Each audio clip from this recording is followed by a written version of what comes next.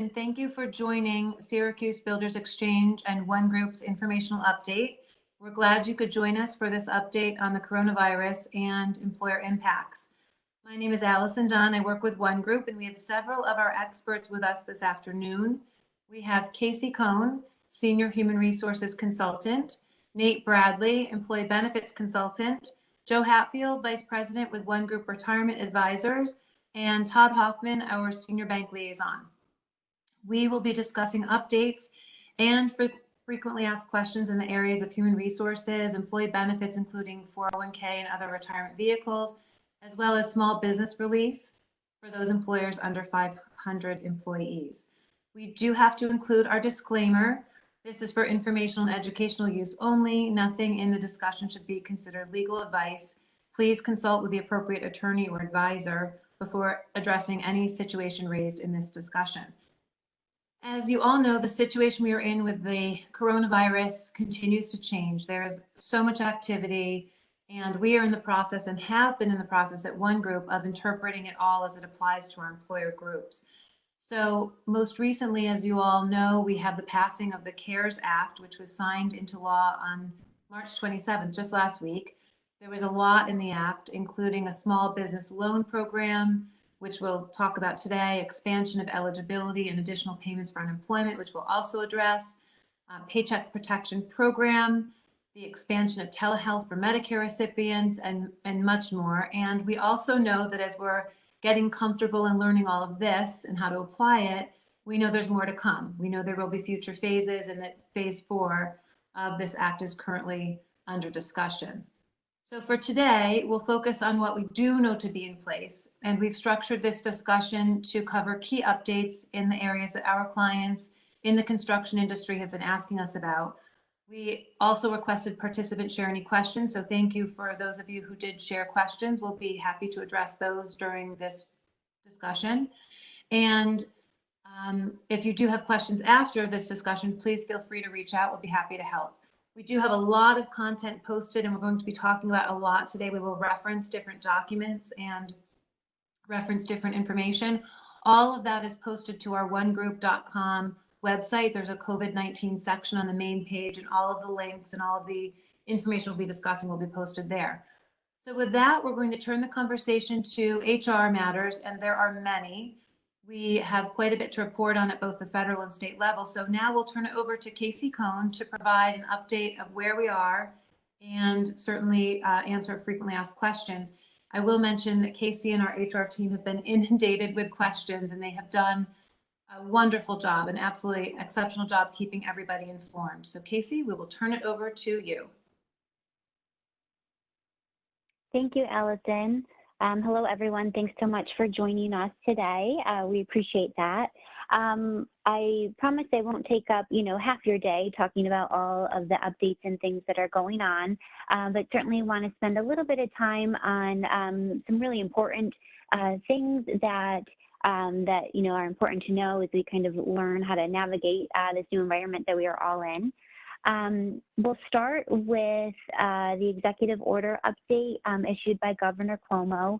As I'm sure many of you are aware, but as of March 22nd, Governor Cuomo ordered businesses to decrease their in-person workforce by 100%, effective that evening, which was a Sunday. On March 29th, he then extended that through April 15th. So in fact, he directed non-essential workforce to continue to work from home for the additional 2 weeks through April 15th. Exceptions have been made for essential service industries such as shipping, media, warehousing, grocery and food production, healthcare certainly. And there was a change that came about last Friday, the 27th, that I'm sure impacted many of you. Under the list of essential businesses, and there are several, construction was originally listed, and it still is. However, as of Friday, an announcement was made, and the definition or parameters surrounding that became expanded. So essentially, the change was that all non-essential construction must shut down except for emergency construction. And there's additional information that speaks speaks to, specifically those that are a single worker or whose sole employee or worker on the job site. That does not, those folks are not included in this. However, all non-essential construction is now included as non-essential business. Certainly a big impact for many. There are some FAQs provided by New York State with regards to what it means to be an essential business, non-essential business. How do we, go forward? One of the questions that we receive a lot of is, if my business is determined to be an essential business, are all employees permitted to work at that business location? The answer is no. Only those employees that are needed to provide those products and services that are deemed essential are really permitted to work at that business location. So certainly those that can are encouraged to telecommute or work from home to the extent possible. Another question that we receive is, what if my business is not essential, but a person must pick up the mail or perform a similar routine function each day? So again, it's a non-essential business, but one person is needed to perform a certain routine function. The response to that is, a single person attending a non-essential business closed temporarily to perform a specific task is permitted. So as long as they will not contact with other people or be in contact with other people. So again, if one person needs to perform a routine task or specific task, they can do so as long as they will not be in contact with other people. So there's a lot to that. Certainly the construction update from Friday is a big impact for people that were taking the guidance initially issued. But there is a ton of information out there on New York's website with regards to essential versus non-essential businesses. What do I do if we are non-essential, but we think we should be essential? And all the information is out there. Moving on to a similar topic, is we receive a lot of questions on what is the difference between a layoff and a furlough. So again, as we navigate this uncertain time, business owners are tasked with deciding, how do we move forward? So generally, a furlough applies to a short-term situation with a defined period.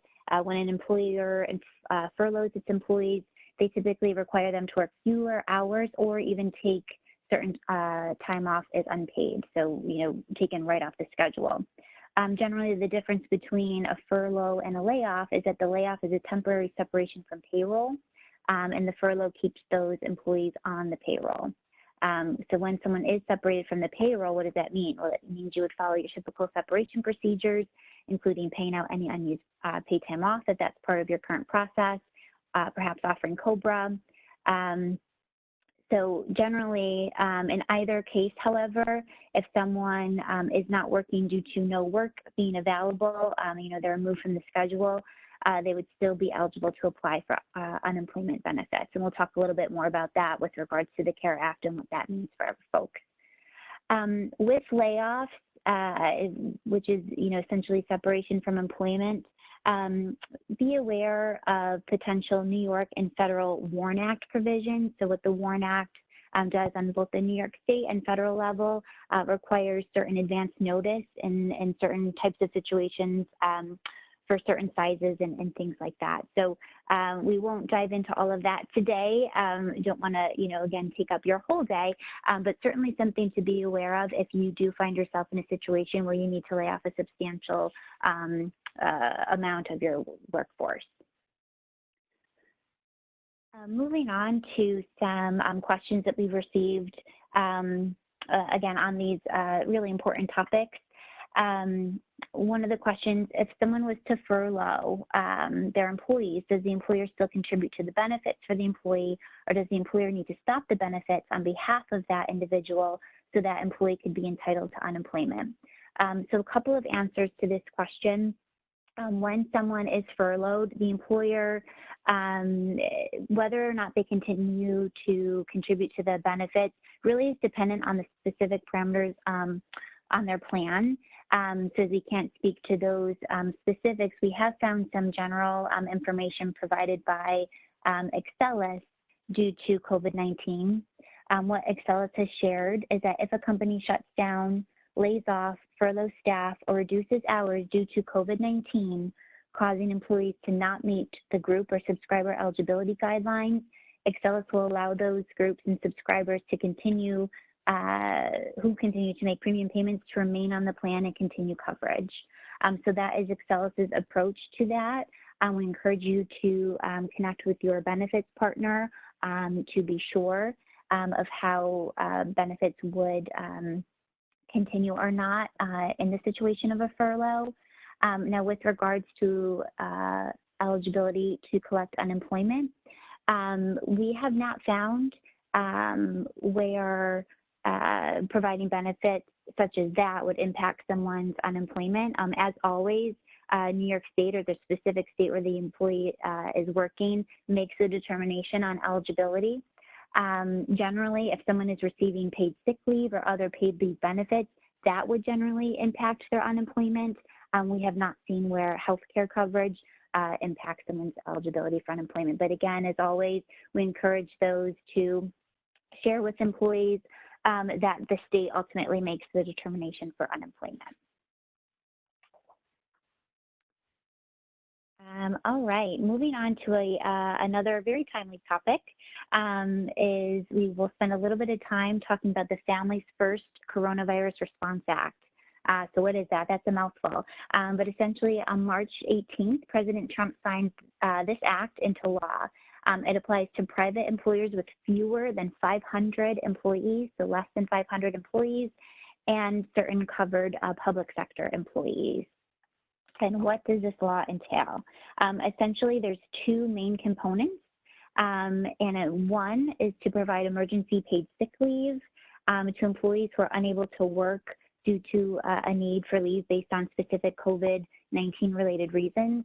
And the second is an Emergency Family and Medical Leave Expansion Act, which essentially provides unpaid and paid leave under the FMLA for employees who are unable to work due to a need for a leave to care for a minor child if that child's school or place of care has been closed or is unavailable due to a public health emergency such as COVID-19.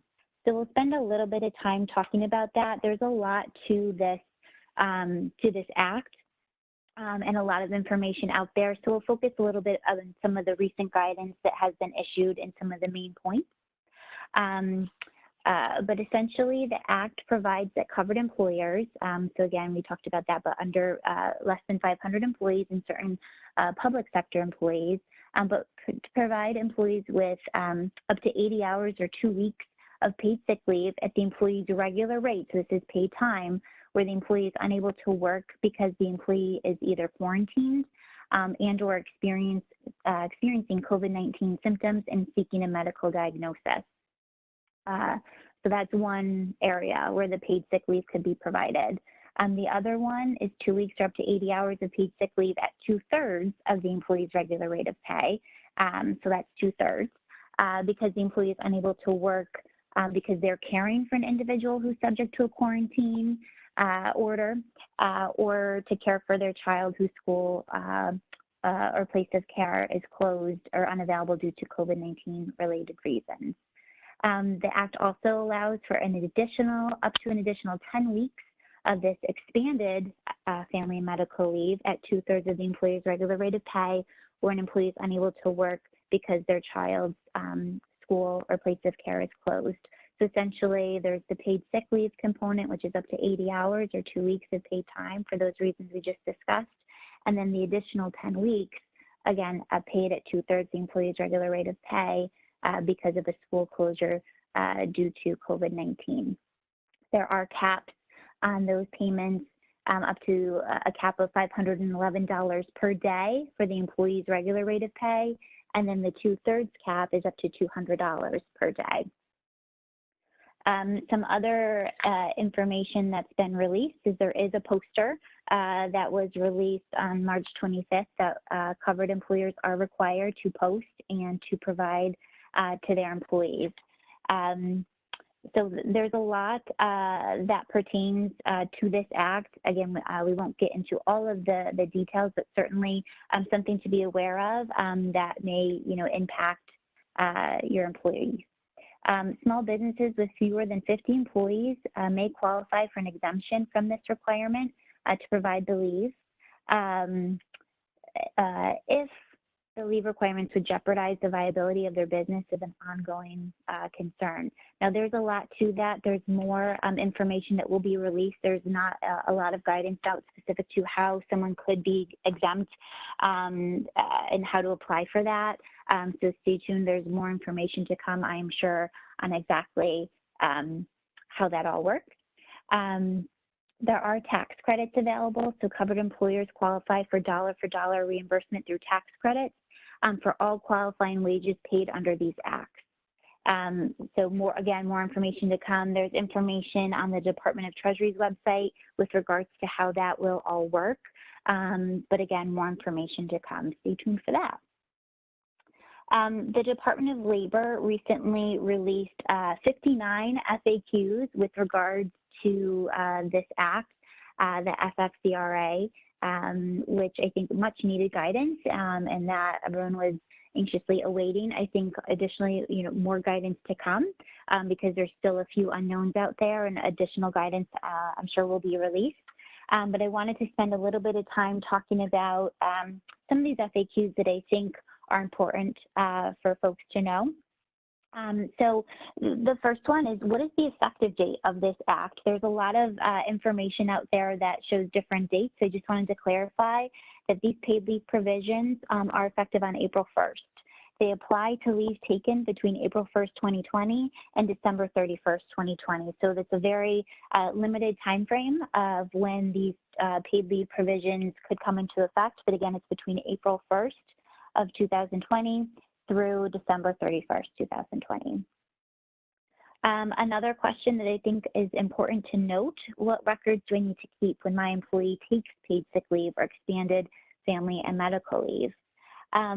Those that wish to claim a tax credit under these acts will be required to keep certain documents to be able to claim those tax credits. I think more information to come on this, but there is IRS applicable forms and instructions of what needs to be followed in order to claim a tax credit, and that would apply in these scenarios. So I think more information and guidance to come, but certainly important to note that should you be in a situation where an employee requests this leave and qualifies for this leave, it's important to be aware of the fact that you will need to keep certain records in place, certainly if you intend to claim a tax credit. Another important question that we do receive is, if my employer is open but furloughs me on or after April 1st, the effective date of these acts, can I receive paid sick leave or the expanded family and medical leave? The answer is no. If your employer furloughs you, so if an employee is furloughed because there's not enough work available or business, they are not entitled to take the paid sick leave. In that situation, an employee may be eligible for unemployment. However, they're not available for these paid sick leave benefits. Another important question that we receive is, if I am an employer, may I require an employee to supplement or adjust the pay mandated under these acts with paid leave that the employee may have under a paid leave policy already in place by the employer? The answer is no. Only the employee may decide whether to use any existing paid time off, such as vacation or sick leave, during this time if they would otherwise be eligible under the FFCRA. All right, again, there's a lot of information there. New York State also has implemented COVID-19 paid sick leave provisions that are specific to if someone's under a mandatory precautionary order of quarantine or isolation issued by a government agency such as Department of Health, or caring for a minor child in that same situation. Again, don't want to take up your entire day, so we won't dive into those details, but just things to be aware of, that there are different acts and provisions out there, due to all that is going on with COVID-19. I do want to spend a little bit of time talking about the CARES Act with regards to unemployment specifically. So on March 25th, the Senate did pass this act known as the Coronavirus Aid, Relief, and Economic Security Act, known as CARES. It's known as the phase 3 of the coronavirus economic relief. On March 27th, the House of Representatives passed the CARES Act, and then President Trump signed the bill into law on that same day. There's a ton of provisions in there, which some will be spoken to later on in this conversation. I wanted to just spend a little bit of time and focus on unemployment insurance and what that means. So essentially what this CARES Act does with regards to unemployment is it helps those that are not traditionally eligible for unemployment insurance. So it includes self-employed individuals, independent contractors, and those with a limited work history, or those who are unable to work as a result of this coronavirus public health emergency. That group, those individuals or categories that I just mentioned, now perhaps have the opportunity to obtain unemployment benefits, where in the past those groups would not have been eligible. So again, that's self-employed individuals, independent contractors, those with a limited work history, and those who are unable to work as a result of COVID-19. Additionally, the CARES Act provides an additional $600 per week payment to recipients through the end of July of 2020. It also provides funding for the first week of unemployment for states who typically waive or have that traditional waiting period. New York State and Pennsylvania, as an example, both states have already waived that waiting period, but the CARES Act makes that official, that the first week, that waiting period week, is waived. The benefit also provides an additional 13 weeks of unemployment to help those who remain unemployed after their state unemployment may no longer be available. So it's typically New York State provides up to 26 weeks. With this CARES Act, there's going to be an additional 13 weeks of potential unemployment benefits, which would bring the total to 39 weeks. New York State has also put out some pretty, I think, nicely done materials to help illustrate these changes and the impact for workers or employers based, specifically to these COVID-19 scenarios. But specifically, someone who's a member of a household or someone in your household has been diagnosed with COVID-19, someone's unable to work, that could be covered now under unemployment. If someone's the primary caregiver for a child unable to attend school that is closed due to COVID-19, that could be an eligible reason. Also, someone that quits their job as a direct result of COVID-19 certainly could be a covered reason. Again, I mentioned the self-employed, independent contractors, 1099 filers. Again, those categories of individuals could be covered under the CARES Act unemployment changes. I want to note that those that can work, telework or telecommute with pay would not be eligible. And those receiving paid sick leave or other paid leave benefits, regardless of meeting any of the category listed above, would generally not be eligible. And so I just wanted to reiterate that those that are receiving paid sick leave or other paid leave benefits are typically not eligible for the unemployment even under the CARES Act. So again, there's a lot of information out there specific to unemployment, and I encourage you to visit the labor.ny.gov for information about New York State's unemployment specific to the CARES Act and what that means for folks should you find yourself in a situation where employees need to apply. And again, I just want to emphasize that even with these changes, the state ultimately makes the decision of who is eligible for unemployment. But again, there's a lot of information out there to hopefully help individuals that might be in a situation where they need to better understand this. So with that, it's a lot of information, but again, I thank you for being patient as I talk through a lot of that, and I will turn it back over to Allison. Thank you, Casey, and you're right, that is so much information. You did a great job organizing it and speaking about the key points and referencing other materials. And I will just remind everybody, in case you joined a little bit late, that we do have to our One Group website a COVID-19 section to One Group's website.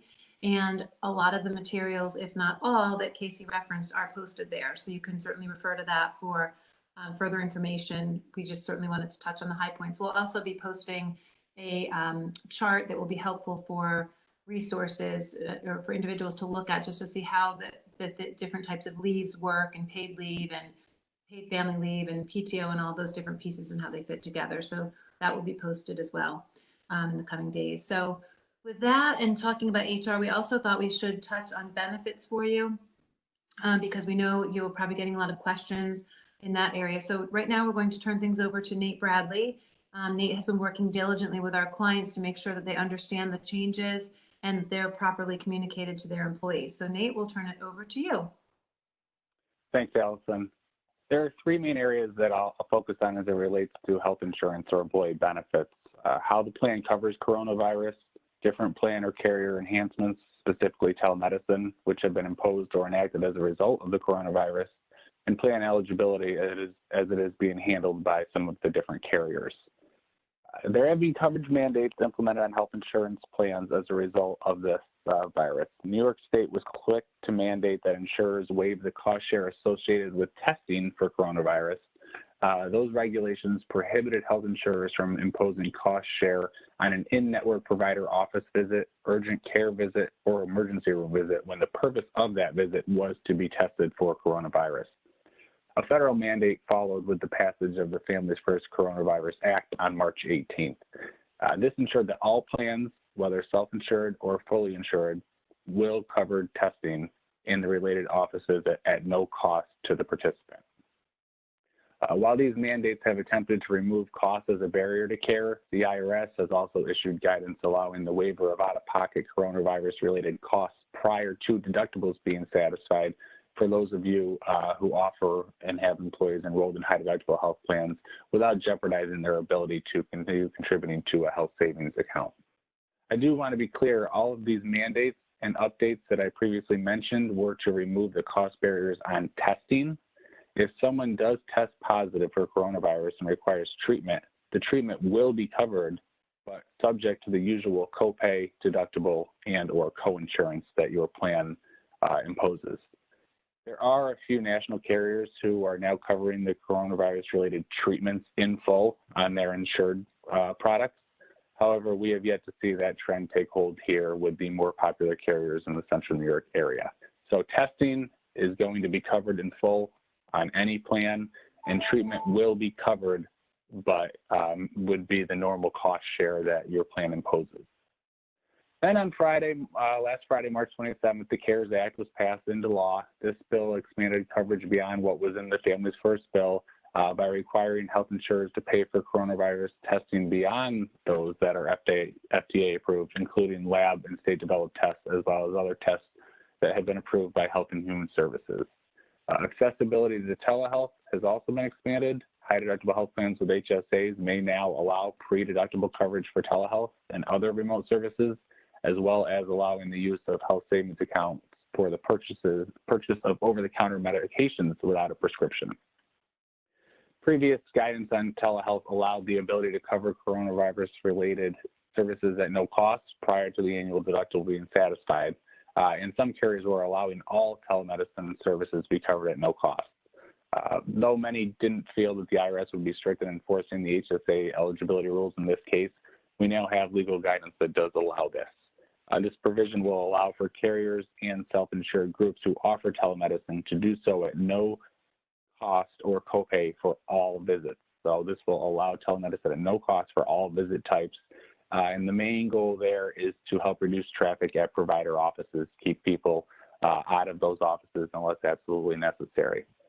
One thing of note on this adjustment to the telemedicine and allowing it to be pre-deductible for high-deductible health plans is it is only a temporary relief, and this safe harbor only applies for plan years beginning before January of 2022. So the remainder of this plan year and all of next plan year as it's currently set up. So there's possibility that that could be put in, indefinitely, but for right now, that is just temporary relief. In addition to allowing all telemedicine to be no cost on all plans, there have also been expansions to the usages of health savings accounts, HSAs, health reimbursement arrangements, HRAs, and medical flexible spending accounts, or FSAs, included in the CARES Act. HSAs, HRAs, and FSAs may be used to purchase over-the-counter drugs without a physician's prescription. This rolls back the prescription requirement imposed by the Affordable Care Act and is effective for expenses incurred and amounts paid after January 31st, 2019. So this is going retroactive back to January 1st of 2020.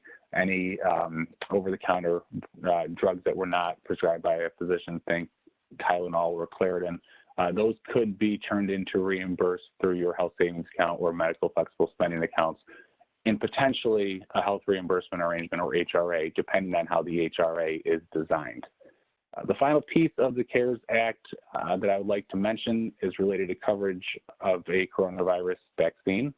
So on Monday, we heard that Johnson & Johnson was making significant progress on a vaccine that could potentially be available for emergency use in early 2021.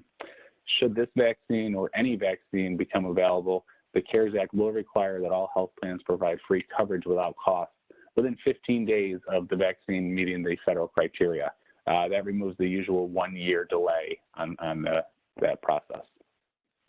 So since the coronavirus became such a large part of our everyday lives, the questions we have been receiving have evolved from does our plan cover this to how can we keep our employees covered? Many carriers, including those that are offering your different ancillary coverages, dental, vision, life insurance, are relaxing their eligibility policies and allowing those who are furloughed or with reduced hours to remain on their plans. Though premiums must still be paid on behalf of these participants, some carriers are also relaxing their, are extending their grace periods for payment. So that's really on a case-by-case basis. These attempts at relief, like I said, are on a case-by-case basis. Casey had previously mentioned what Excellus is doing here locally, allowing those who are laid off or furloughed to remain on the plan as long as premiums are continuing to be paid in. General observation to date is that the extended grace periods are more on the ancillary side than the medical side. However, all of the carriers during this time are being much more flexible than is the norm. So I would encourage you, to reach out to your consultant or your carrier to discuss your specific situation. In addition to allowing employees to remain on the plan, some carriers are also granting a special enrollment period during the state of emergency and allowing current employees that did not enroll when they were first hired or at open enrollment an opportunity to enroll on the plan. So that's, again, being handled differently by a specific carrier. But if you have current employees that now want to jump on the plan, they may be afforded that opportunity depending on who you work with. For organizations of New York State-based employees who will be terminating or have terminated employees, the New York State of Health Exchange has reopened enrollment. So this may be beneficial for participants who cannot afford COBRA coverage, but may now qualify for a premium tax credit on an exchange plan. So that's New York State. Last I knew, there was 11 other states that had reopened their exchanges. So that's a potential opportunity for continuation of coverage as well for those employees who are being terminated. So although this may be the extent of the health insurance related updates as it pertains to the coronavirus, short of a phase 4 agreement, we do continue to hear different carrier updates day to day. So with coverage and flexibility varying by carrier and funding model, we would suggest reaching out to your carrier or the consultant you work with and discuss any plan-specific questions. With that, Allison, I will turn it back over to you. So thank you, Nate. And while discussing benefits, we know there's many questions relating to retirement plans. So Joe Hatfield is with us today, and he's going to talk with us about some of the guidance he's been providing to our clients and provide guidance to you as well. Joe? Perfect. Thank you, Allison. I appreciate the opportunity to speak to you all. So the purpose of what I'm going to discuss is really how does the CARES Act translate to access to cash from employer retirement plans. So I'm going to go over some things that were recently adopted. So as you know, the CARES Act just signed into law last week includes several key provisions that we believe may positively impact retirement plan participants and, of course, you as plan sponsors. Now, it's important to note that while all the changes that I'm going to be covering are effective immediately, make sure you speak to your record keeper or your TPA about any of the necessary changes that you might need to take just to make sure the plan can accommodate the loans/distributions that your participants are requesting. All right, so by record keeper, that's your Fidelity, your Voya, your Empower, your Principals of the world, and then your third-party administrator. Again, that's the individual or the team that files your annual 5500 and supports your document itself. Okay. All right, so let's talk about participant withdrawals to begin with. So our participant or our plan participants impacted by COVID-19 able to access their retirement funds? The answer there is yes. If allowed by the plan, certain participants may withdraw penalty-free up to $100,000 between January 1st, 2020 and December 31st, 2020. So I said certain participants. So who is eligible for these withdrawals? And this is key. To be eligible to make such a withdrawal, the individual participant or his or her spouse or dependent must have been diagnosed with COVID-19, or the individual suffered adverse financial consequences due to COVID-19. Examples there might be furlough, reduction in hours, or unable to work due to childcare, loss of business, etc. I think and hope for most of us, if they're going to access these types of withdrawals, it's going to relate directly to the financial consequences section there, more so than the COVID-19 diagnosis. Have participant loan limits been adjusted? Yes, if allowed by the plan. So if your plan currently permits loans, the loan limit has been increased to the lesser of $100,000 or 100% of the participant's vested account balance. This only applies to loans made on or before September 23rd, 2020, in essence, 6 months from the date of enactment of CARES, and is only for individuals that meet the same conditions that I previously outlined. So what about outstanding loans? A lot of plan sponsors are saying, hey, I've got participants that are no longer working the same amount of hours and can't support the loan payments that they currently have on record. So in those specific situations, subject to plan approval, scheduled participant loan repayments due from March 27th, 2020, and the enactment of CARES date, through the end of the year, December 31st, may be able to delay for up to 1 year those loan repayments. Interest will continue to accrue during the period, and the plan can extend the term of the loan for up to 1 year. So there's a little bit of relief for those people who have existing loans. Again, talk to your TPA about that.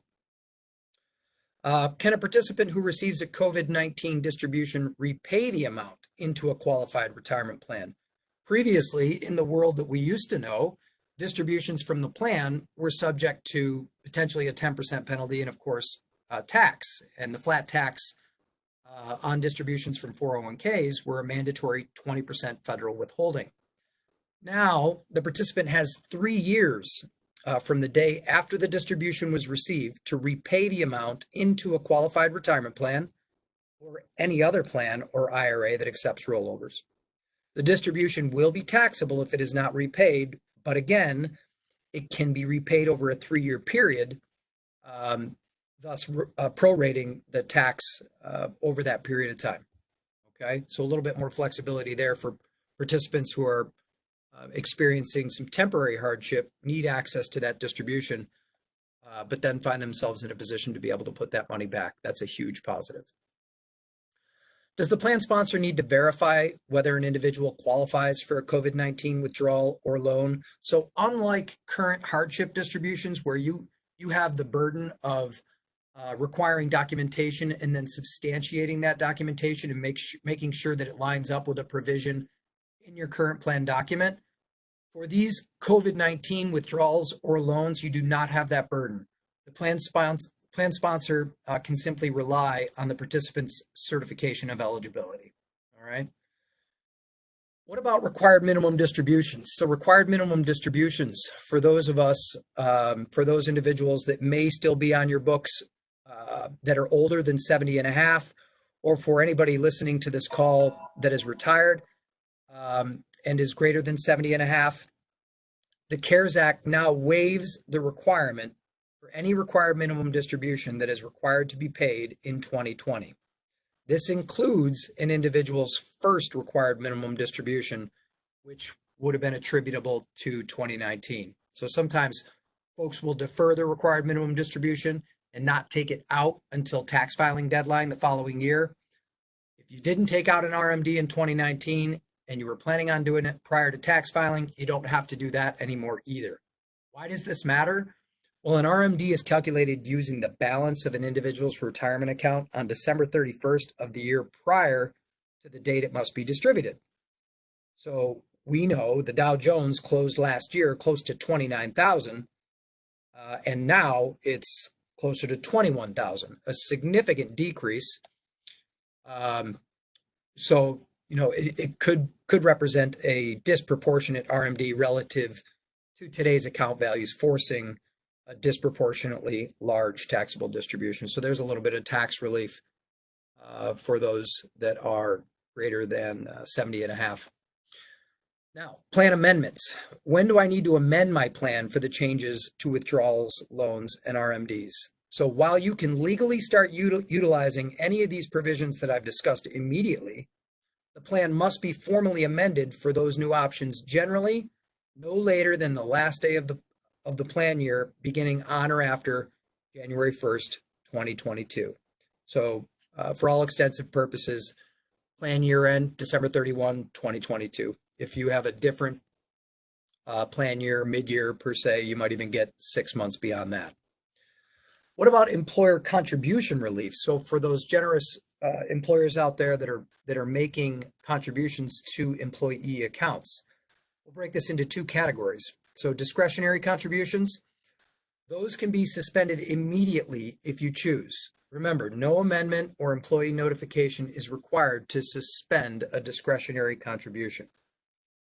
If your plan is a safe harbor plan and you're making a corresponding employer contribution under one of those provisions, additional relief is currently being lobbied for that may provide the ability for companies that wish to suspend a safe harbor contribution immediately.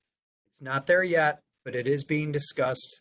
So we wouldn't be surprised, given that would be rather impactful to cash flow for employers, to see that coming in the very near future.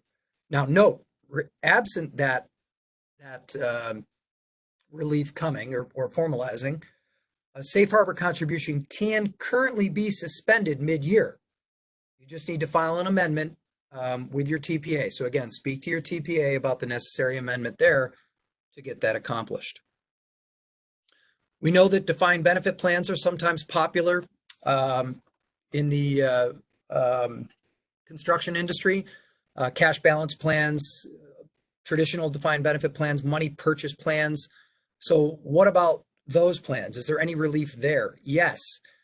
The law includes a delay in contribution deadlines, specifically any contributions due in calendar year 2020, including quarterly contributions, now have a delayed due date of January 1st, 2021. So note that the employer must pay interest on delayed contributions from the original due date to payment date using the effective interest rate of the plan. Okay. So just to kind of wrap things up, again, at One Group Retirement Advisors, we're working with a number of large and small businesses in the construction industry. We know firsthand what it's like to answer some of the questions that come from your employees, our participants, especially when the markets get as volatile as they are now and cash flow tightens. So our offer is, if there's anything we can do to help, if there's something that I mentioned that you want me to clarify, if you have participants that don't have access to advice but have questions that you're not equipped to answer or shouldn't be answering, please pass them through to someone on my team or myself, and we're here to help. With that, Allison, I'll turn it back to you. Okay, Joe, thank you so much. Appreciate all of the information. Last but not least, we have Todd Hoffman with us this afternoon. Todd has been helping our clients with their small business questions relating to the relief that came out of the CARES Act. There's quite a bit of information out there relating to assistance for employers, and he's going to summarize that for us now. So Todd, we'll turn it over to you. Thanks, Allison. Hope you can hear me. Yeah, I'm going to touch briefly on the financial relief portion of the CARES Act with a specific focus on the small business portion of the act. Before I get going, I just want to point out that there's two great resources that I found that you all might find very helpful. One is the U.S. Chamber of Commerce website, Coronavirus Emergency Loans Small Business Guide and Checklist. Again, U.S. Chamber of Commerce. It's a great 4-pager. It's one of the most succinct explanations of the plan and help that you can get. Also, our local MACNY Manufacturers Association here in Syracuse has got a great CARES Act Q&A. So look that up on the MACNY website here locally. From that point, I will move ahead. So how does the new CARES Act help small business, specifically contractors and builders such as yourselves? What it's done is it's created a new loan program out of the Small Business Administration, or what's called the SBA. And that program is called the Paycheck Protection Program, or PPP. The program's designed to provide capital so that you can continue paying workers during the COVID-19 crisis. The way you're going to get funding is you're going to work through a private local bank or other lending institution like a credit union. Those institutions have got to be approved by the SBA to participate in the program. I believe that most local banks and credit unions are, maybe with the exception of maybe some of those very small banks or small credit unions, but that's very easy to find out. Simple ask or visit to their website will tell you whether they participate.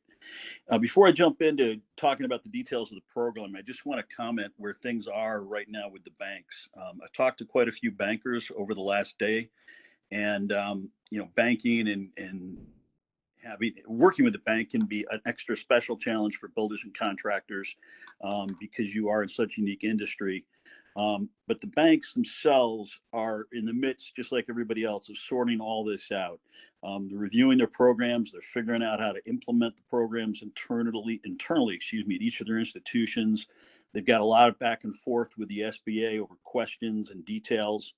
So the bottom line is they are getting inundated with calls. So please be patient when you call them because, like I said, they're handling a lot.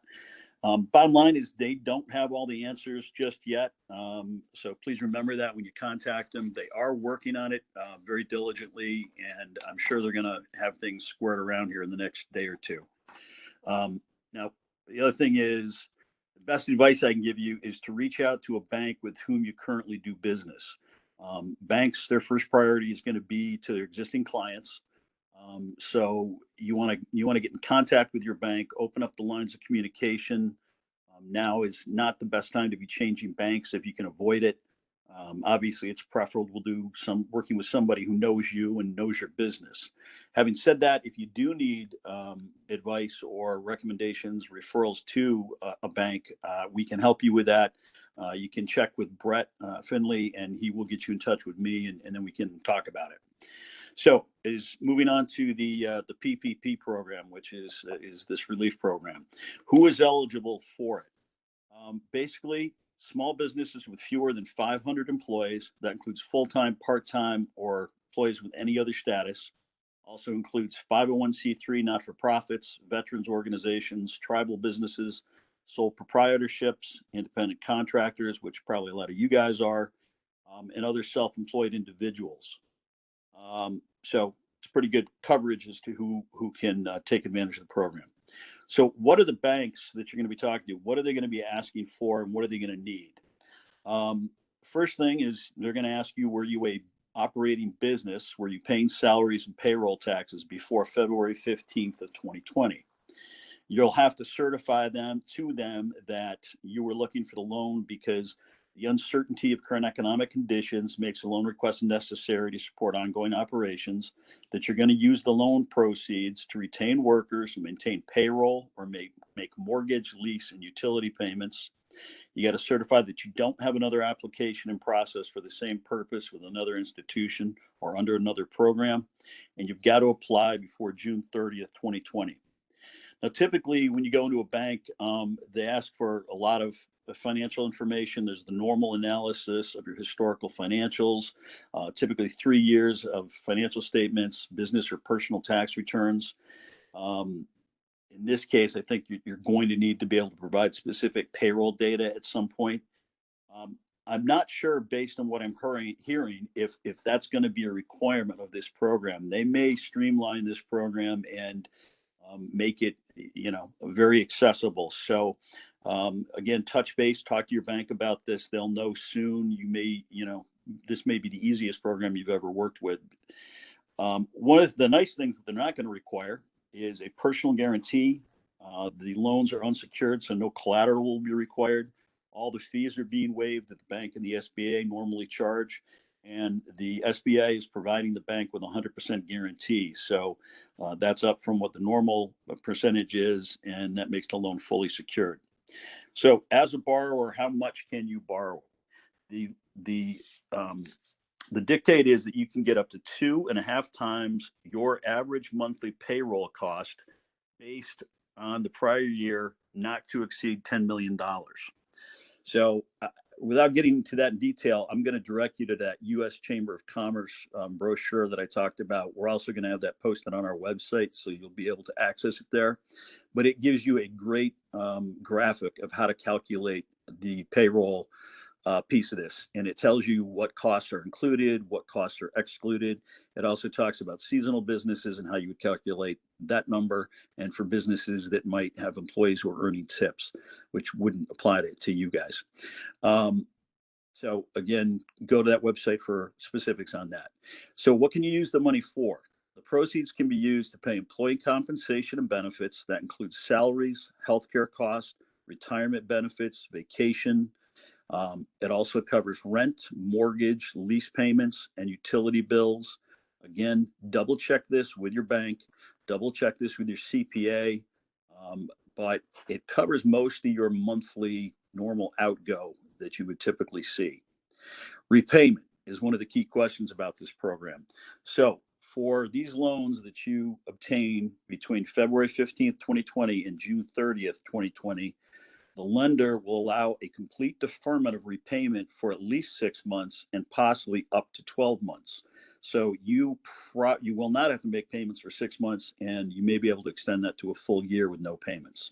The big part of this loan that everybody's hearing about, talking about, is the loan forgiveness. And that means that you may not ever have to repay it back, or at least a portion of it back.